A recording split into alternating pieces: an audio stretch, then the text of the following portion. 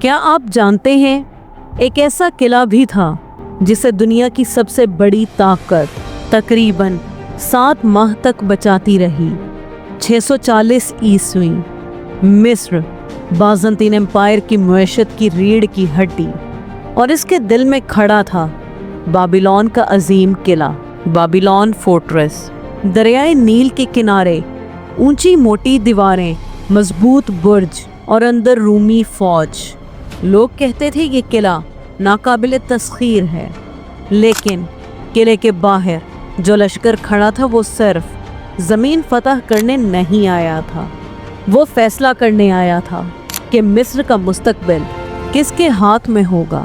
قیادت کر رہے تھے حضرت عمر بن العاص رضی اللہ تعالیٰ عنہ، اور یہ جنگ تلواروں کی نہیں، صبر، حکمت اور ایمان کی تھی۔ تقریباً 7 ماہ، ایک فیصلہ کن محاصرہ، اور تاریخ کا رخ بدلنے والا تھا۔ 7ویں صدی میں مصر محض ایک صوبہ نہیں تھا، یہ تھا بازنطین امپائر کی معیشت کی ریڑھ کی ہڈی۔ یہاں سے اناج بحیرہ روم کے شہروں تک جاتا تھا، تجارتی راستے مصر سے گزرتے تھے۔ اگر مصر کمزور پڑتا تو سلطنت کی بنیادیں ہل سکتی تھیں۔ اسی لیے بابلون فورٹریس صرف ایک فوجی مرکز نہیں بلکہ سیاسی اور معاشی طاقت کی علامت تھا۔ ذرا تصور کریں، اگر آپ 7ویں صدی میں کھڑے ہوتے اور بحیرہ روم کے کسی شہر میں ہوتے تو جو روٹی آپ کے ہاتھ میں ہوتی وہ اکثر مصر کے کھیتوں سے آئی ہوتی۔ ایجپٹ صرف زمین نہیں تھا، یہ اناج کا خزانہ تھا، تجارت کا راستہ تھا، رومی سلطنت کی معاشی شارگ تھا۔ اگر مصر کمزور پڑتا تو سلطنت کی بنیادیں ہل سکتی تھیں۔ اسی لیے بابلون کا قلعہ صرف اینٹ اور پتھر نہیں تھا، وہ مصر کا دروازہ تھا، اور مصر رومی طاقت کا ستون تھا۔ 639 عیسوی میں حضرت عمر بن العاص رضی اللہ تعالیٰ عنہ مدینے پہنچے۔ انہوں نے خلیفہ وقت حضرت عمر بن خطاب رضی اللہ تعالیٰ عنہ کو مصر کی اہمیت سے آگاہ کیا۔ یہ فیصلہ جذبات کا نتیجہ نہیں تھا، نہ ہی کسی جلد بازی کا، یہ سوچا سمجھا قدم تھا۔ آخر کار اجازت ملی، مصر کی طرف ایک محدود مگر منظم لشکر روانہ ہوا۔ راستے میں مقابلے ہوئے، چھوٹے مارکے ہوئے، لیکن پیش قدمی جاری رہی، اور پھر 640 عیسوی میں بابلون کا عظیم قلعہ محاصرے میں آ گیا۔ 7 مہینے اصل آزمائش، اب شروع ہوا اصل امتحان۔ یہ جنگ تیز حملوں کی نہیں تھی، یہ انتظار کی جنگ تھی۔ قلعہ مضبوط تھا، اندر فوج محفوظ تھی، راشن موجود تھا، اور باہر مسلم لشکر کھلے آسمانوں کے نیچے۔ تیز دھوپ، ریت کے طوفان، لمبے دن، خاموش راتیں۔ دن گزرے، پھر ہفتے، پھر مہینے۔ گرمی نے جسم آزمایا، انتظار نے حوصلہ آزمایا، خاموشی نے صبر آزمایا، لیکن واپسی کا فیصلہ نہیں ہوا۔ نہ مقصد بدلا، نہ قیادت ڈگمگائی۔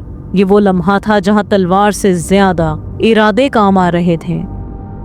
اسی دوران روایات میں آتا ہے کہ حضرت زبیر بن عوام رضی اللہ تعالیٰ عنہ نے ایک جرأت مندانہ قدم اٹھایا، چند ساتھیوں کے ساتھ دیوار کے قریب پہنچنے کی کوشش کی۔ تفصیلات مختلف بیان ہوتی ہیں، لیکن ایک بات واضح ہے، قلعے کے اندر دباؤ بڑھ گیا اور رومی فوج نفسیاتی طور پر کمزور ہونے لگی۔ یہ وہ موڑ تھا جہاں تلوار سے پہلے حوصلہ ٹوٹنے لگا۔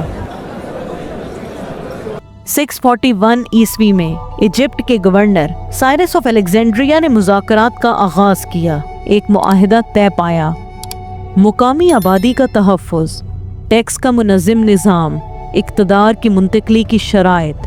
یہ صرف ایک قلعے کی شکست نہیں تھی، یہ منظم سیاسی انتقال اقتدار تھا۔ جب بابلون قلعے میں مسلمانوں کی فتح کی خبر قسطنطنیہ میں ہرکولس تک پہنچی تو یہ محض ایک شہر کی خبر نہیں تھی، یہ ایجپٹ تھا، اور ایجپٹ رومنز کی معاشی بنیاد تھا۔ बाज़ंतीनी सल्तनत इसी दिन ख़त्म नहीं हुई, लेकिन ताकत का तवाज़ुन आहिस्ता आहिस्ता बदलने लगा। बहिरे रोम जो सदियों से रूमी असर में था, अब इसकी लहरों पर एक नई कुव्वत का साया उभर रहा था। बाबिलोन गिर चुका था, लेकिन मिस्र मुकम्मल तौर पर फतह नहीं हुआ था। असल फैसला अब अलेक्जेंड्रिया में होना था, वो शहर जो इल्म, तिजारत और बहरी ताकत का मरकज था। अगर अलेक्जेंड्रिया कायम रहता तो मिस्र में मुसलमानों की हुकूमत अधूरी रहती। अगर वो गिरता तो तारीख का रुख मजीद बदल जाता। तारीख हमेशा शोर से नहीं बनती, कभी वो लंबे इंतजार से बनती है, कभी दुरुस्त फैसलों से, कभी ऐसी क़यादत से जो जल्दबाजी नहीं करती। बाबिलोन का 7 माह का मुहासरा हमें यही सिखाता है। मजबूत दीवारें हमेशा फैसला नहीं करती, फैसला करते हैं क़यादत, हिकमत अमली और इस्तकामत। अगर आप अगला बाब देखना चाहते हैं तो कमेंट्स में लिखें अलेक्जेंड्रिया नेक्स्ट, क्योंकि मिस्र की कहानी अभी मुकम्मल नहीं हुई, असल फैसला अभी बाकी है। अगर आपको ये वीडियो अच्छी लगी हो तो वीडियो को लाइक करें, कमेंट्स में अपनी राय दें। मजीद वीडियोस के लिए मेरे channel the Islamic trail blazers को सब्सक्राइब करें और बेल आइकन को प्रेस करना मत भूलें, ताकि हमारी हर नई वीडियो आप तक पहुंचती रहे।